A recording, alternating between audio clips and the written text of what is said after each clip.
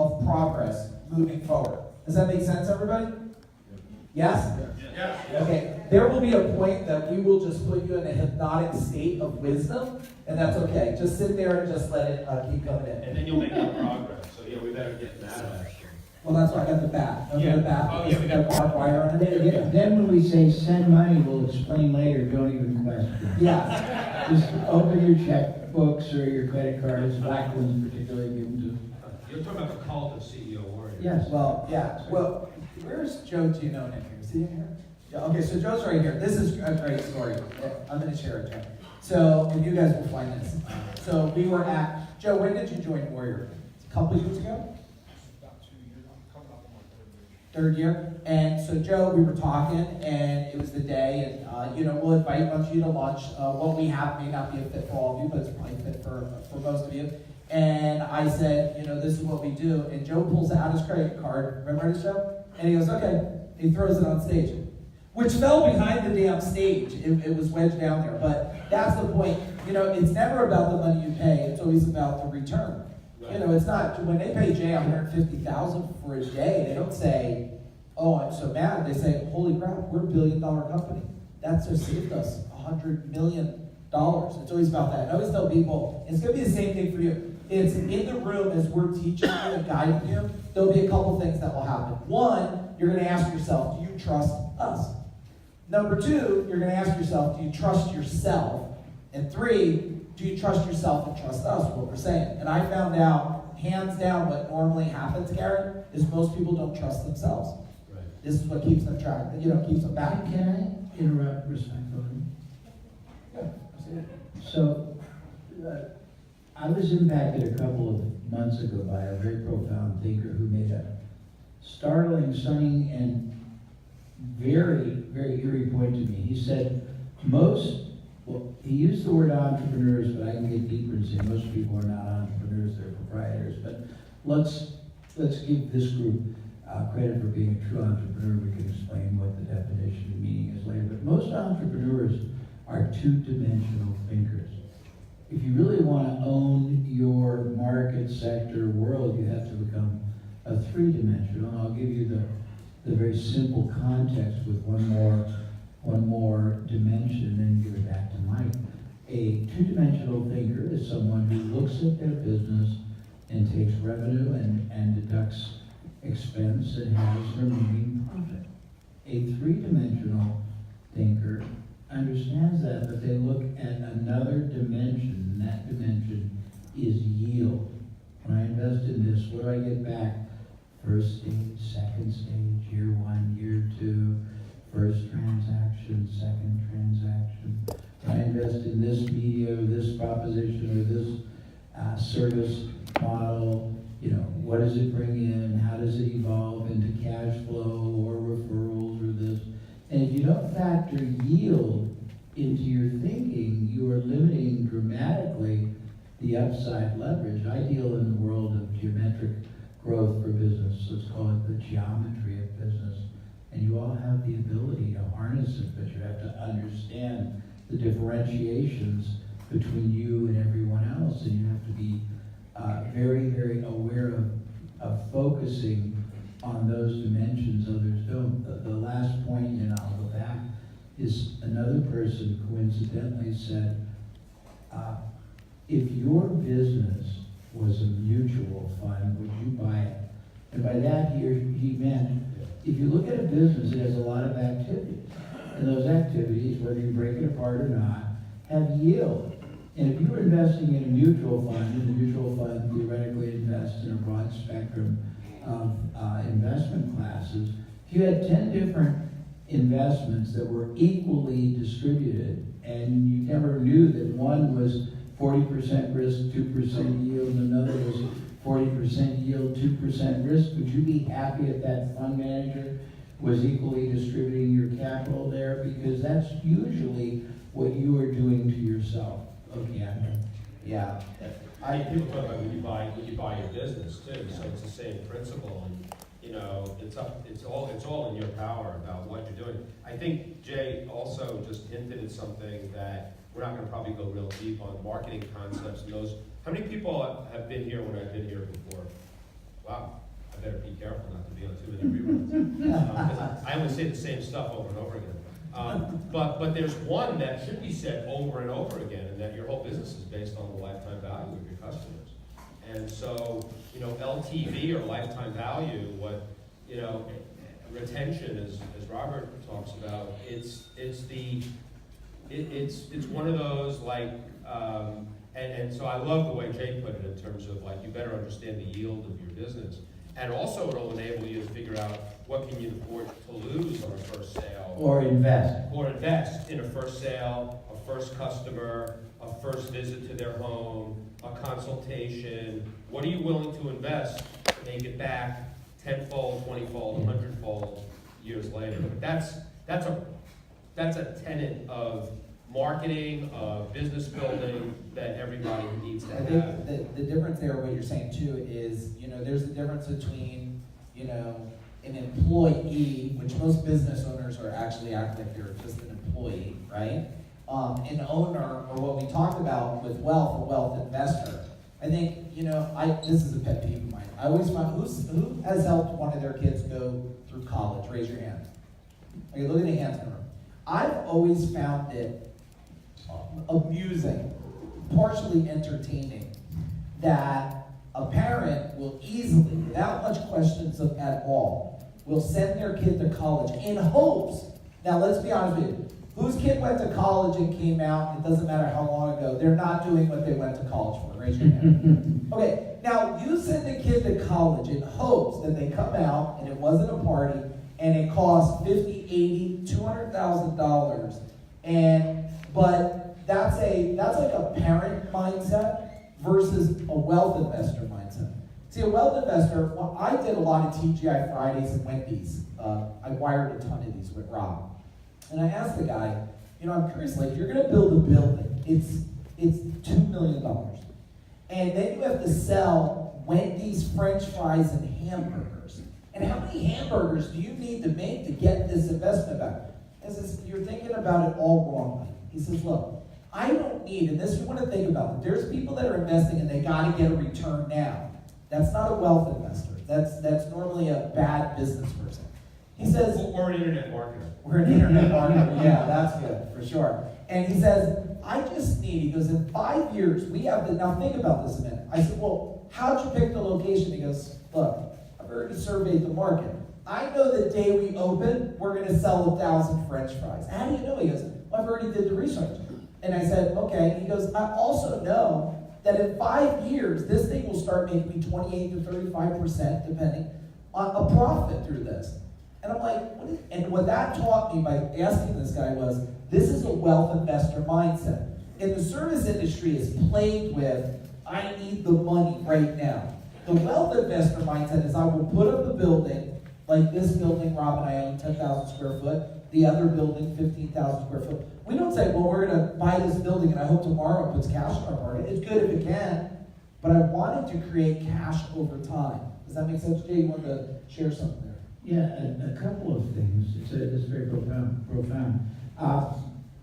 You have an allowable cost that you can invest, not spend, in different types of, I call it clients, sources, services. If you don't know what that is, then what it means is you're either under or overspending. And anyone who allocates a percentage of sales or an arbitrary amount to marketing is very promiscuous, because you're either spending too much or you're spending too little, and you're definitely spending it the wrong way. But to what Mike was saying, you know, and I always say this, I'm not the one who has invested their hopes, their dreams, their life, their sense of economic, psychic, purpose-based fulfillment in an enterprise. I'm not the one who's investing 8, 10, 12 hours a day, 5, 6, 7 days a week. I'm not the one expecting it to provide my income, my kids' life, you know, support my retirement. You are. I'm just the one trying to basically shock you through what I'll call positive catharsis to realize that there's so much more you can do with everything you've got, your time, your effort, your access, your capital, your human capital, your relational capital, your interaction, your communication. And if you're not aware, then you are sub-optimizing. And if you're competing in a world where you need to be able to outthink, out-strategize, out-market, out-contribute, out-position, out-preempt, out-really contribute, out-value create, you better know what that means, or you're not going to do a very good job of it. Yeah, So- I would say also that you got, I would say you got, here's the good news for a business like yours.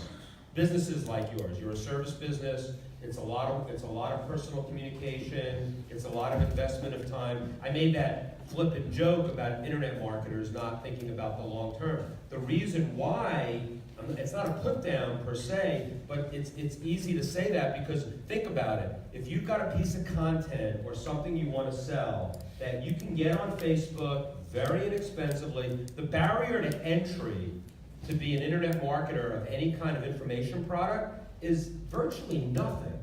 So therefore you can be really sloppy and do a really crappy job and make a little money.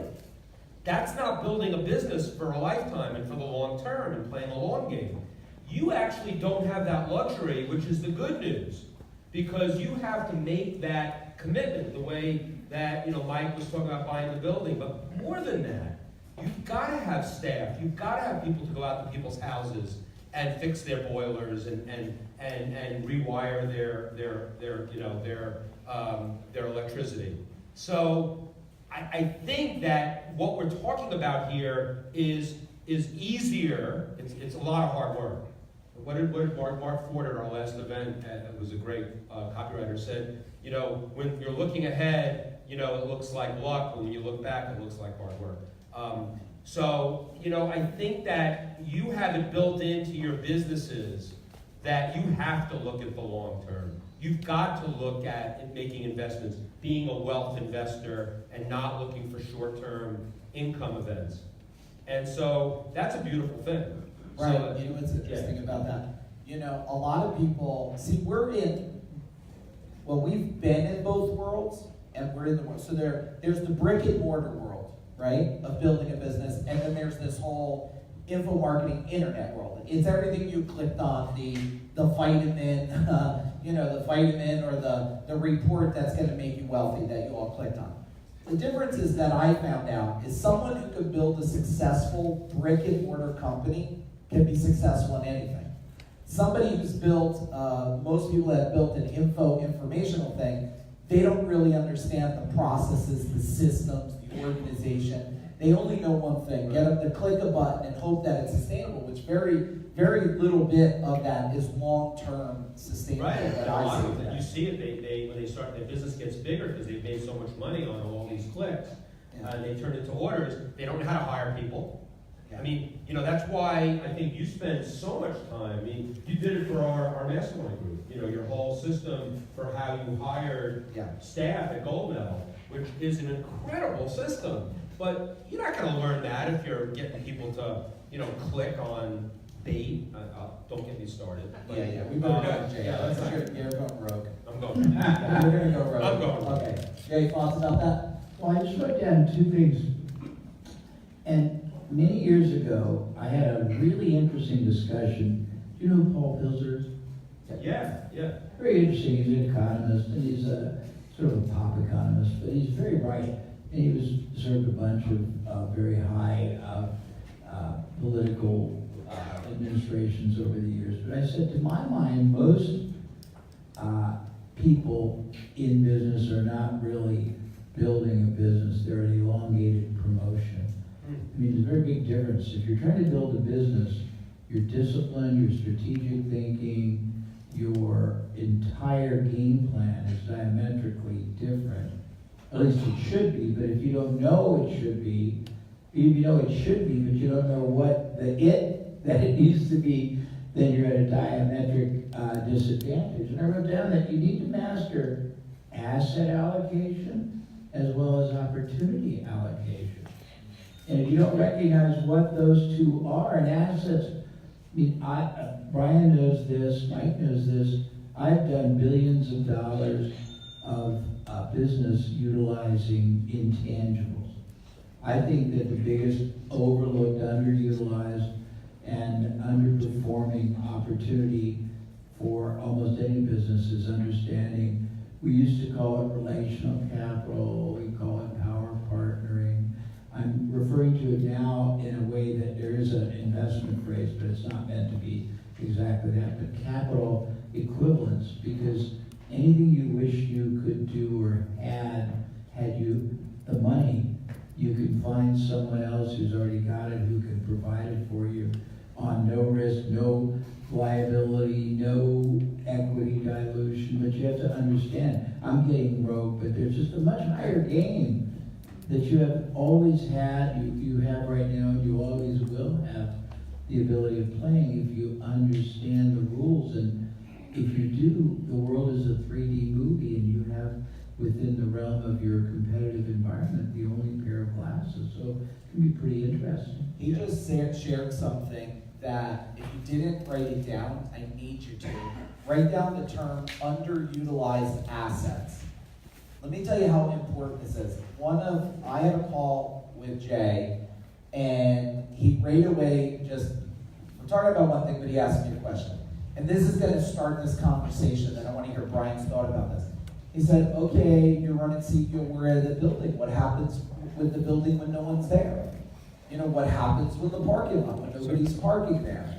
And it started to get me thinking, so in most of your industries, if you ask yourself, and that when I would walk through my warehouse, Mike Disney, he's not in here, Rob is, I would look and say, well, this water heater, it's got a scratch in it. That's an underutilized asset. Someone wants that for a savings, right? And then I would just look everywhere. So if you guys think your trucks, they're not being used on the weekends, or 50% are not being used, well, that's an underutilized asset. What about your website?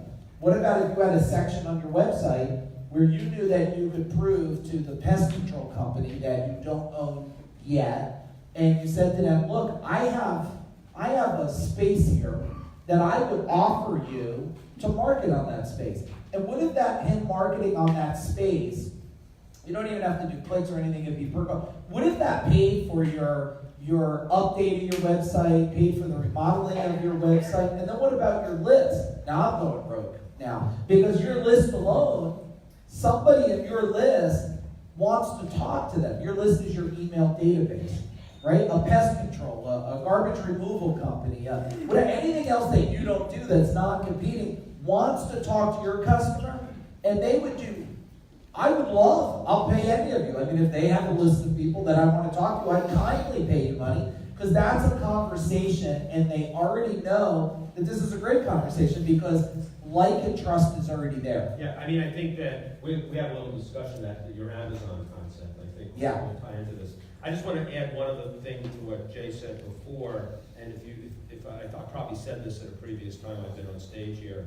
This is the line that I always think about, that everything in business and in life is not a revenue event, but everything in business and in life is a relationship event.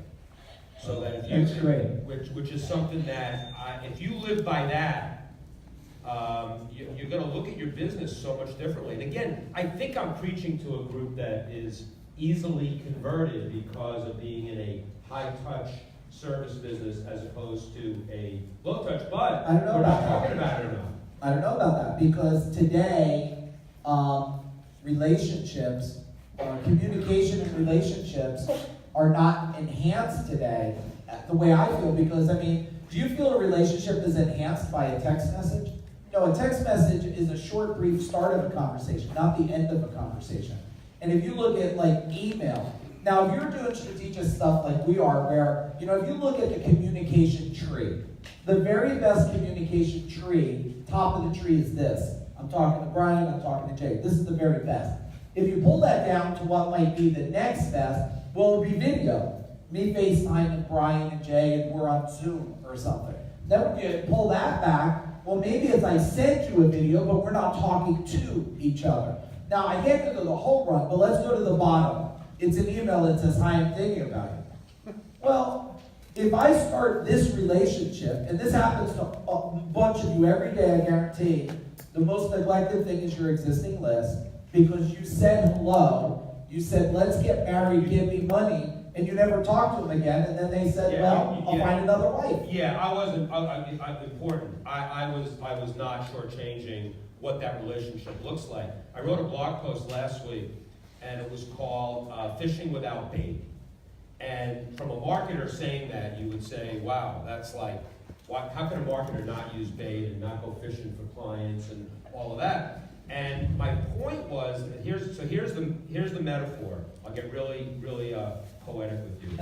So instead, you're sitting in a boat, and you're on a lake, and everybody in that, the inhabitants of that lake are all your potential clients, customers, people that you want to service their homes, right?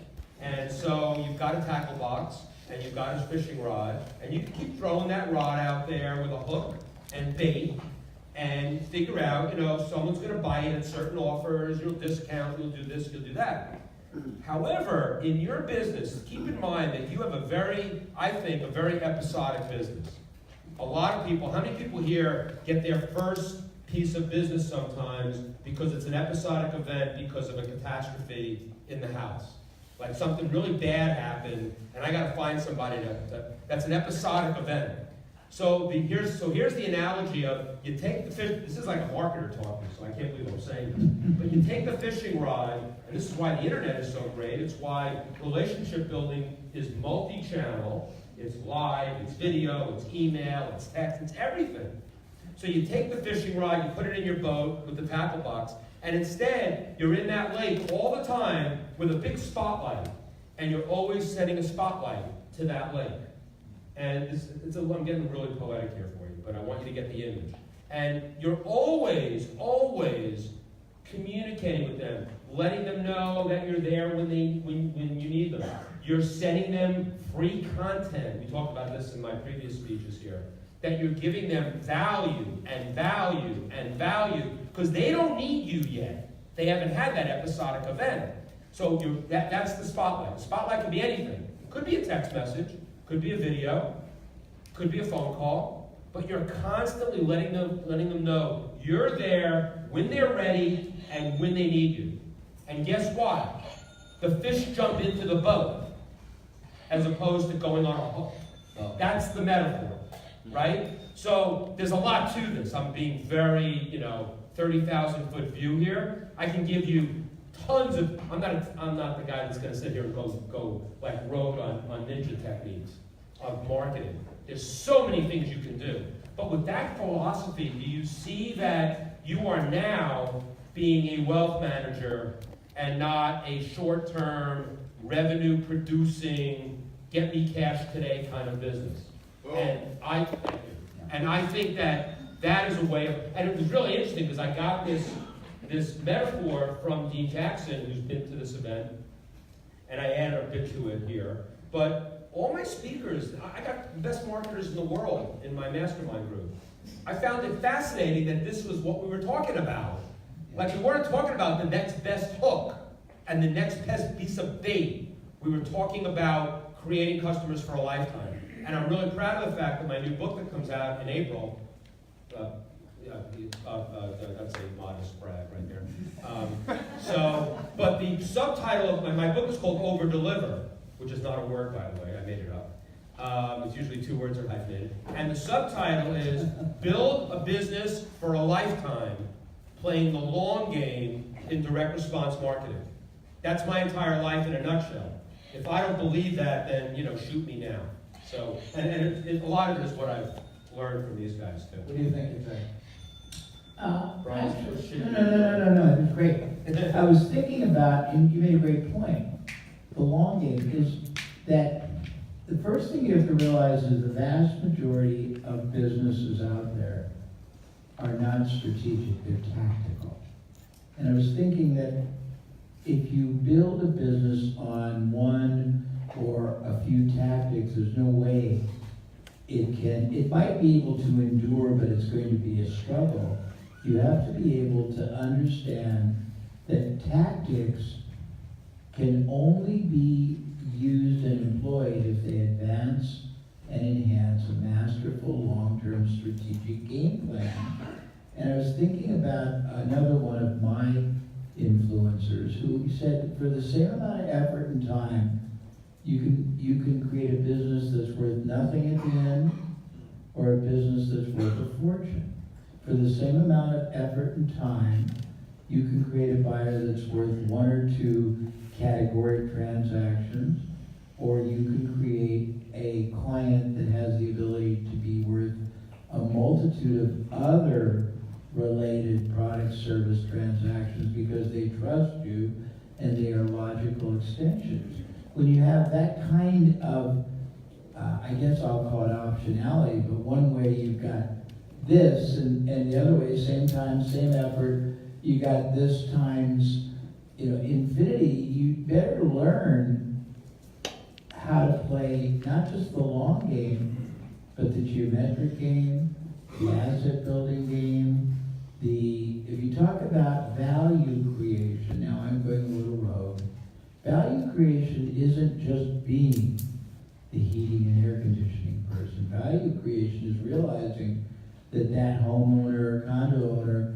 has other extensive needs, and left to their own devices, they're probably not going to have the discrimination to even know how to choose the best provider. And if it's a reasonably logic extension of what you do, whether you have to provide it internally, partner externally, private label, you are actually doing a value and a service. And this comes around to another concept, the concept of value, the concept of service, the concept of quality. All those are very subjective and are defined differently by different segments of the market.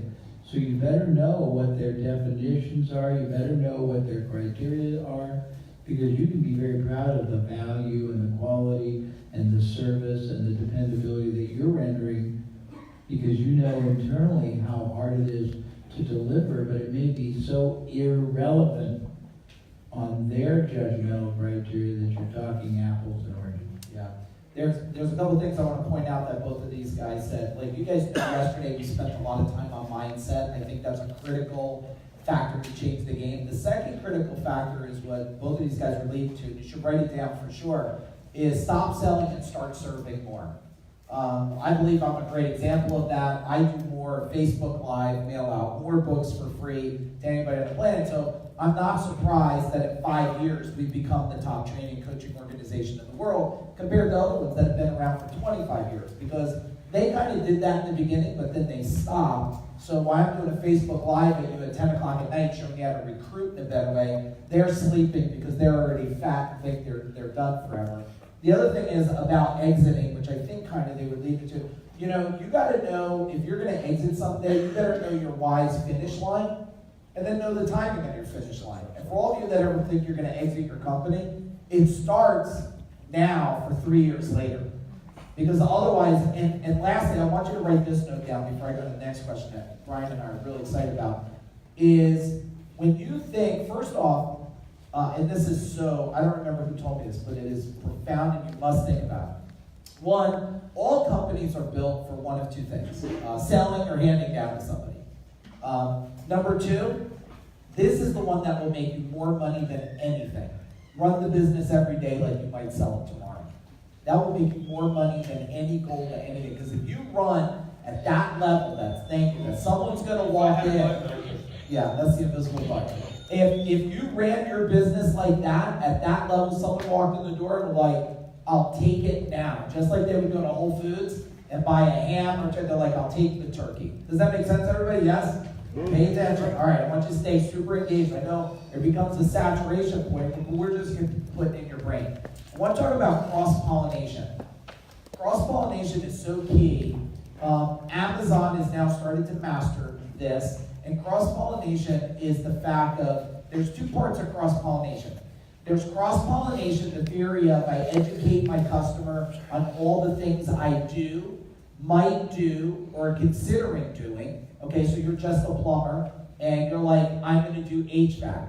I've already been, here's a little tip for you guys, a tip. Put a piece of whiteboard in your customer service department, write that down, and every call that comes in that they're asking for something you don't do is money in your pocket in the future. Our answer was this, Brian, someone could call us up and say, hey, do you do dental work? Well, at this moment we don't, but we will let you know when we do, and let us help you find a dentist. Because guess what? If I got 50 calls a day, someone saying, do you do dental work? Guess what I would do? It would be Gold Dental Time to Dental. go to dental school. Yeah, easily. So there's two parts that I want these guys to talk about. One, the power of cross-pollination for your customers. You can't be a one-trick pony anymore. We talked about that a little bit. And number two, the power of cross-pollination learning. And before I give it to Brian, I went to Disney World to learn from the executives. I do not have rides. I don't have It's a Small World. And I don't have Mickey Mouse or Donald Duck. But I went there to learn because that was the X factor for me, was bringing things from another industry that no one else saw in my industry, applying it, and no one, that's how you keep it, no one can ever catch up to me. It's hard to catch up to the bullet train.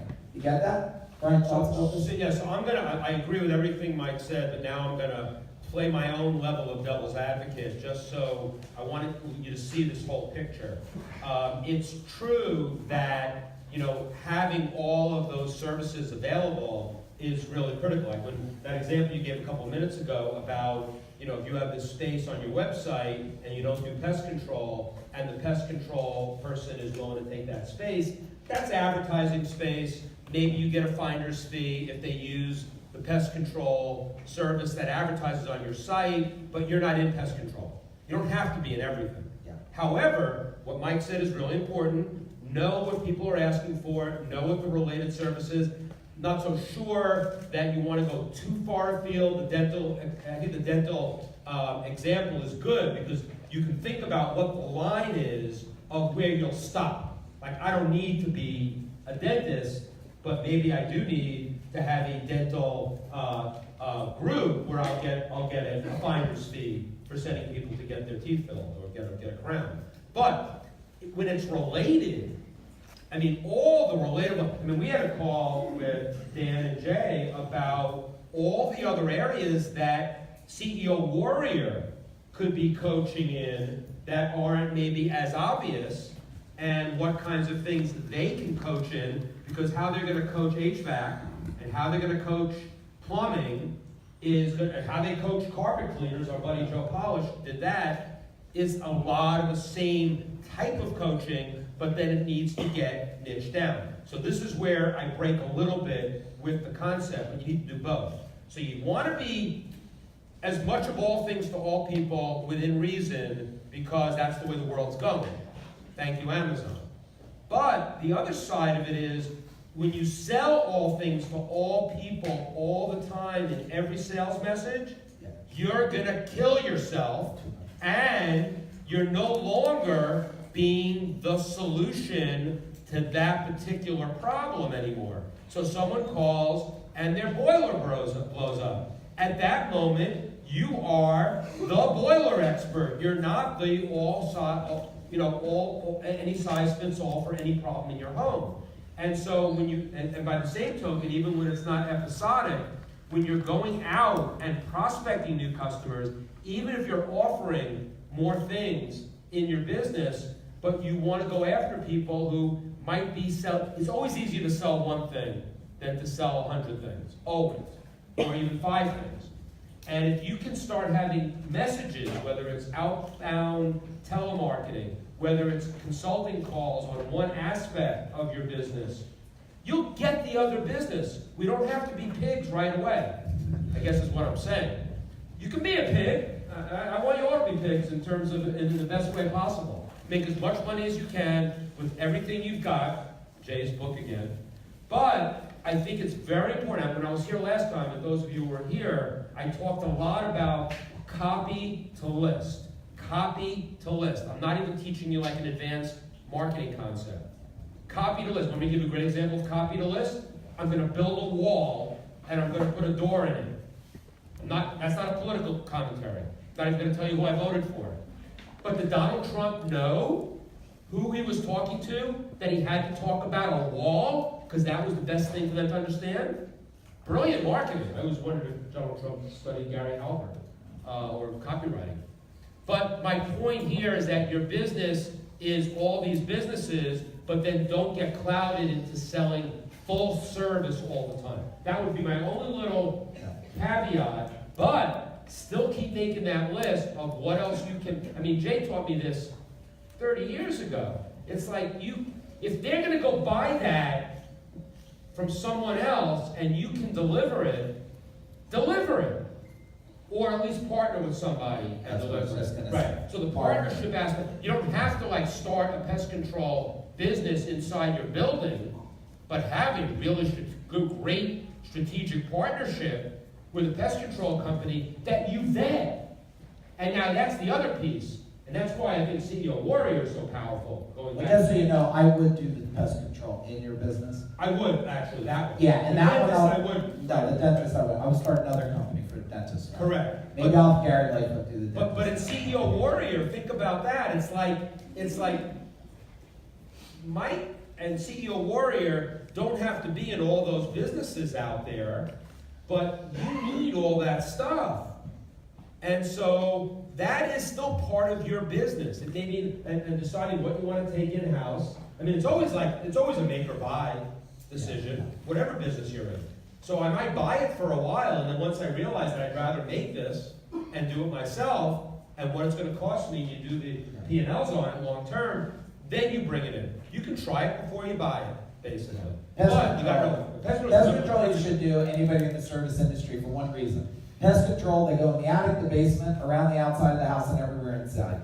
It's one of the very good one. few businesses out there that you probably could buy one today, talk to their list, cross-pollinate, and too many people are trying to buy another plumbing company. I say that's not the greatest idea. Buy a pest control company, sell them plumbing, sell them pest control, let the pest control say why they're in the attic, it looks like the furnace is bad, when they're outside, looks like the air conditioner. You should hit the damn button for this right now. I'm just telling you, because if you ain't hitting the button, you're missing out on some of the greatest wealth strategies that you've ever heard right there. Just do that. Do that. Okay. Jay, Wow. you were up. I mean, this is like your principles, Jay. So You're done. I'm But done. see, you know what? No, you're great. I forget my principles. This is it's very beneficial. By the way, apologies. I'm normally more fun. I have a little bit of a headache today just because I'm not used to the East Coast, and And Brian's. and Brian is intimidating. Yeah, to me. Brian's. I give Jay a headache all the time. And I don't know how to one-up him, so it's very... So, I'm going to tell you what this stimulated, it's going to be more than rogue. So Beyond Let me see Rogue. what more than- Rogue 3D. Rogue 3D. Son of Rogue. Rogue meets, with what? I can't think of it, but I'll come back with the movie, and you guys can all fund it. We'll do a private placement. So when I started in my career, it was sort of the accidental marketer. I was 18, I had no education, I had 2 kids by the time I was 20. I needed somebody 40, nobody cared. I became a business transient and bounced around amongst many different businesses, but the operative and opportune word is in many diverse industries. And I did it because nobody gave me a salary, it was sort of eat what you kill. And what happened was, I was not aware until a conversion, sort of a catharsis happened. And after about the 8th industry, not business, in my transitory career, I realized, geez, people in this business don't have a clue how people in this industry, this industry, this industry, this industry separately think, how they market, how their strategy or tactics, access vehicles, value creations, distribution channels. Not that one is better than the other, they're just different. However, upon analysis, I realized that in fact some were far easier, safer, more predictable, had more residual, more rapidity, less risk, more everything.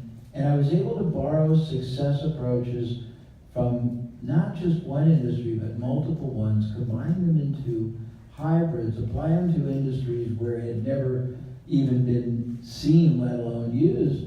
And all of a sudden, everyone thought I was brilliant because we went from X to, 10 or 20X in a year. And very honestly, if I was brilliant, it was only the awareness that I was able to recognize them and translate them. But start with the fact that the statistical probability that you have any grasp on the magnitude of what's possible from time, effort, opportunity, people, markets, communication, marketing, selling, buyers, prospects who don't buy, service people, product buyers, that you have enough comprehension of the totality of optimal ways to mine them, monetize them, maximize them, perpetuate them is ludicrous. You can't unless you've lived a much more expansive life. So you want to borrow knowledge from outside your industry. And there's a concept that I coined 40 years ago called funnel vision, which is the antithesis of tunnel vision. All you know is what you watch people in your industry do, what you have observed, what you've read, or what you've seen at a seminar. It gives you incremental linear advantage, but in no way will it ever give you exponential growth advantage. You can't.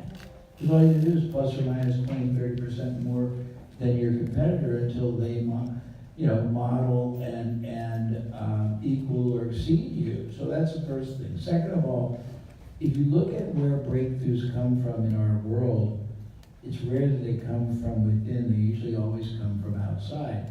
I'm going to date myself just because I'm going to go through some that are easy for me to refer to rather than some of the newer ones, just because I used to talk about them all the time. But fiber optics was not created for telecommunications. It was created for aerospace and borrowed.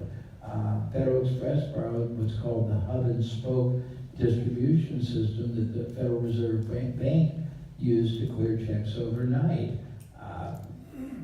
Rogaine was for pimples, Viagra was for heart, either the ballpoint pen or roll-on was for something else.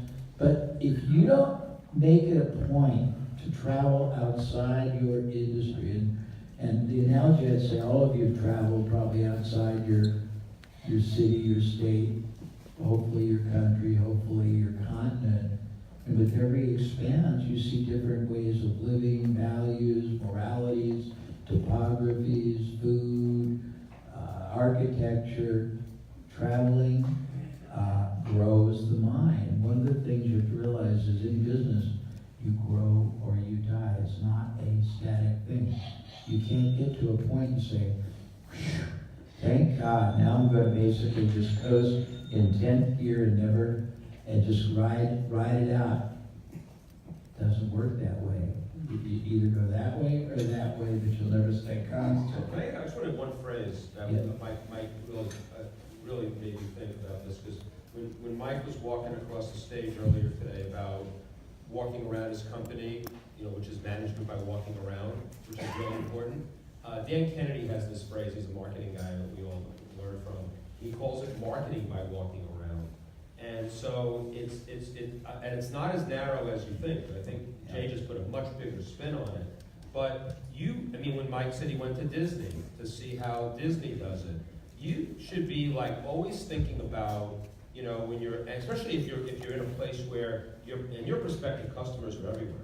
Like you're in a regional business, right, in your town.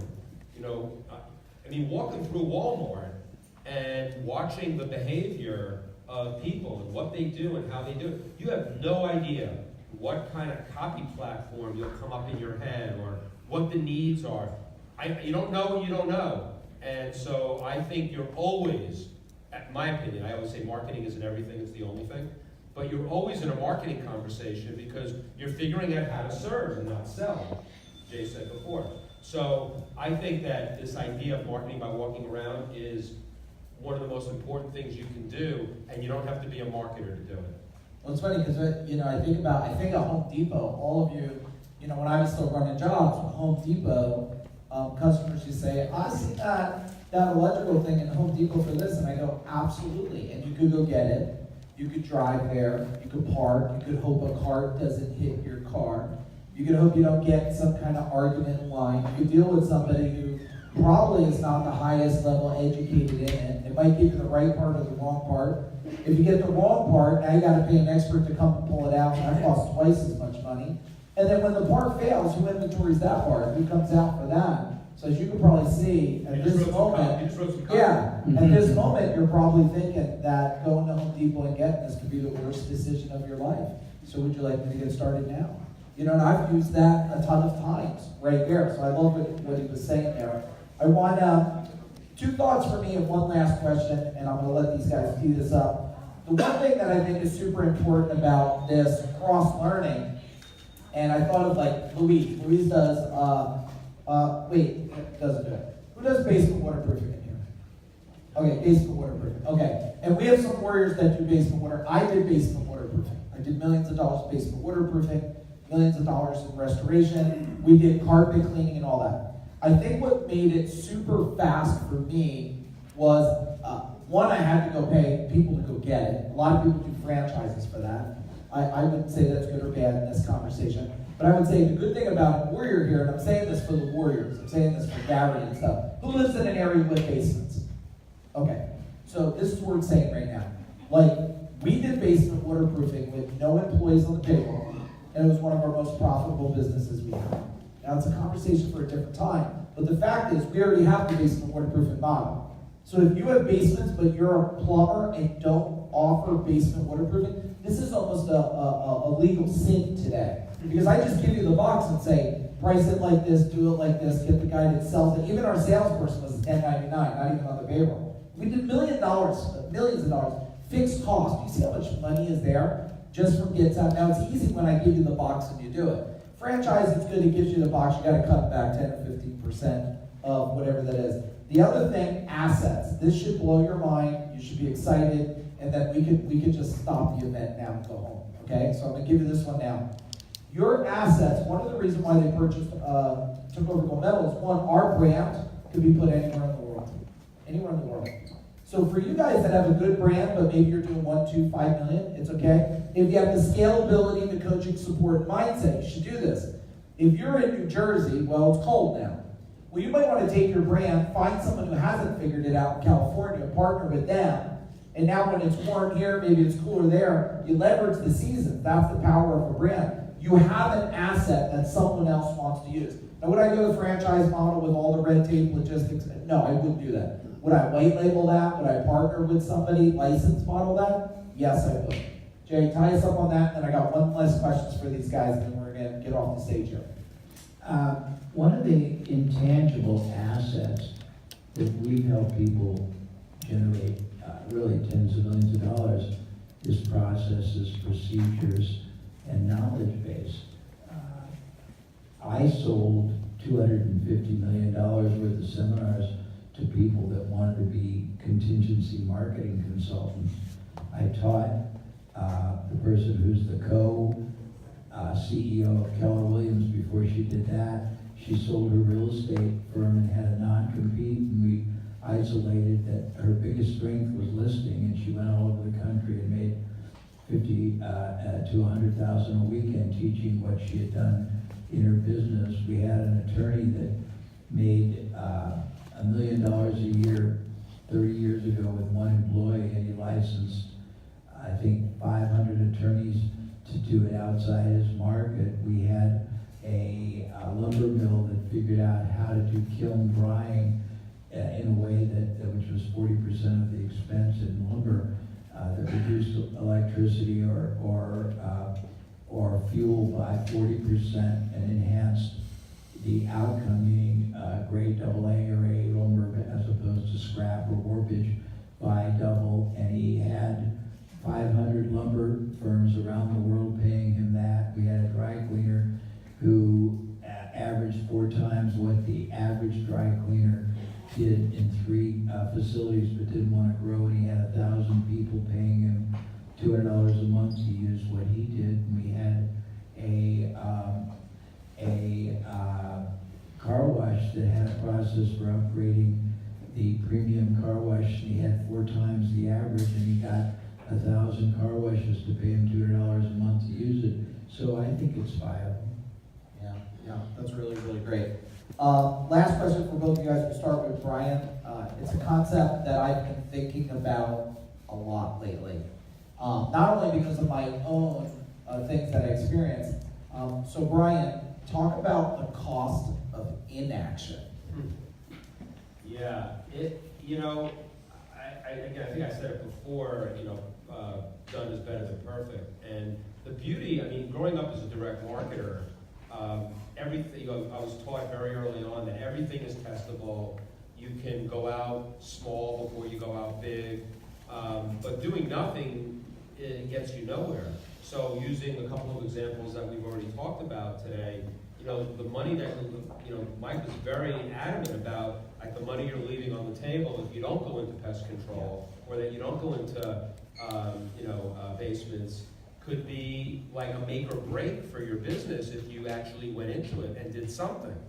And can do it for free. And you can do, right. You go to pest control with no money out of Exactly, pocket. that was okay. So I think the power of inaction, that would be the point. That don't always think that because it looks like a new business model or a new thing that you have to invest a lot of money and time in, that you still can't test it. One of my mentors, Gordon Grossman, who was actually one of the architects of the old Reader's Digest. Anybody remember what the Reader's Digest was? But they were like the big direct marketer of the 1960s and 70s. They were bankrupt a couple of times because they didn't share very much with other people. But Gordon used to always say to me, he was a consultant of mine and a mentor of mine, and he would always, I started having this idea about doing a new book or doing something new or expanding the business in some way, and this was the quote, and it sounds really stupid silly. He says, first find out if you have a business. First find out. So what does that mean? It means what's the minimum you need to do to see the viability of this piece of the business that you may want to put a lot of money and assets and time and people into later on. But what's the minimum I have to do that's going to prove that business model so then I can decide whether I want to invest more in it? And we did this easily in direct marketing because I knew these are the lists I had to test, this is the book, this is the audience. If I get this response rate, I know I can move to the next step. That to me is, if you think about that, it'll get you out of inaction way faster because you're looking at the minimum you need to do without being cheap, without being super, it's got to be roll out in direct marketing. You say, can you roll that out? Well, can you pyramid on that? Meaning, if I mail 5,000 names, can I mail 25,000? Can I mail 100,000? In this, if I do 5 clients in pest control with a partner, what does that look like? What are the margins? How does it feel? Does it seem to fit? Can I then start selling it a little bit? Now I go to step 2, because it might be roll-outable. Now do I hire an expert in-house if I want to? So again, I think what inaction to me is usually an excuse for it's bigger than my head. Yeah. I can't do it because it's too much. I can't prioritize. I can't get it done. So that would be my, my response. You know what's interesting, Brian? There's a lot of everybody. I always call. There's a lot of business owners just sniffing the ass of the next business out there. That might be a little crude, but what they're doing is just following the next person. Which I always say, if everybody's going left, if you want to be wealthy, you don't go left. You go right. And he brought up something. I'm going to give you another thing you're going to want to write down, and this is going to make you a lot of money, and you can thank Brian and Jay later for this. Here's what I just thought of. First off, a lot of you are implementing things you think your customer wants, and you never ask them. Here's a question that you will ask your customers, and it will make you instant money. What other service would you like us to consider delivering to you? Boom. Done. What other service would you, and if they start telling you HVAC, now if it's not something you want to do, maid service is another one I think everybody should do, but that's a conversation for a later time. But if they want something that just really I don't like, I don't know, shoes. well, I wish you'd sell shoes. I'm like, I'm just not into it. I like, Shark Tank is really key on stage when Mark Cuban and these guys go, you know what? I don't have any passion about it. If you're not passionate about it, you won't do it. Send that email, and what you could do is create it in a simple Wufoo form. It's just a fillable form. And you could say, what's the one service? And then you could, at the bottom, say, if there was one more service that came to mind, what would that be? And the last thing, for thanking you taking this time, I want to give you $50 off your next service and this special report for yourself. So I think that could make it. Is that good, or what's up? Good? Yeah, I mean, Okay. this is marketing, that we call it concept testing or questionnaire testing. We never launched the product in my 35 years at Boardroom without doing this kind of testing. I did it in direct mail, which is another way to do it. That's when you put the $2 bill in there. And I like, you know, if you're gonna do it online, offering value, and just because you're giving them an ethical bribe to give you an answer, don't think the answer is not accurate. Yeah. It's accurate. Yeah. If they want to be in your family, they're going to tell you the truth, hopefully, about what you should be doing, what you shouldn't be doing. And also, I can't, that your point about passion, so good, so important. Yeah. Make sure you guys, I know you're writing notes like mad. That's awesome. I want you to do that. Lunchtime, you must fill out your strategy optimizer cards because as you can see, well, first off, anybody in the room, if you invested or didn't invest because you're an existing client of ours, like if you haven't got 10 times your investment, I promise you the problem's not us. The problem's you. Ask somebody else in the room. You have to